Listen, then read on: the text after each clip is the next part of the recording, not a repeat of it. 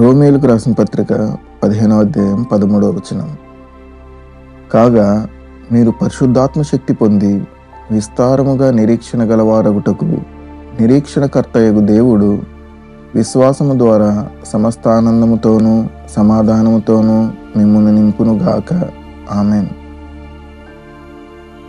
Romans chapter 15 verse 13. May the God of hope fill you with all joy and peace as you trust in Him, so that you may overflow with hope by the power of the Holy Spirit. Amen.